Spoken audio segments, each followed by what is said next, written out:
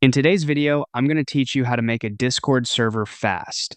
If you want to get a server up and running in just a few minutes, the easiest method is to start with a pre-made template.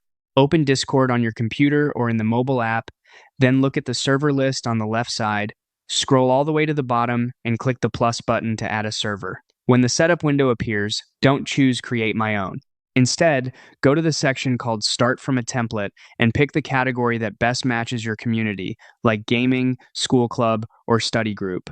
After that, choose whether the server is for a club or a group of friends, enter a server name, add a quick icon if you want, and click Create.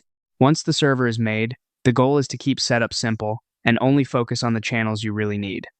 If you selected something like the gaming template, Discord will already give you a clean starting layout. From there, make sure you have 4 core channels ready to go.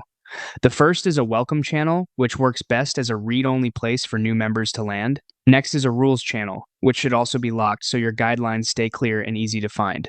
Then you'll want a general text channel for everyday conversation, and one general voice channel for people to hang out in right away.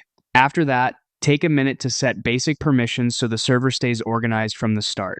Right-click your server name in the top left, open server settings, then go to roles. Select the Everyone role and open the Permissions tab. Turn off a few settings that can cause problems early on, like mentioning everyone, managing messages, and, if you want tighter control, creating invites. Then save your changes. Finally, click your server name again and choose Invite People.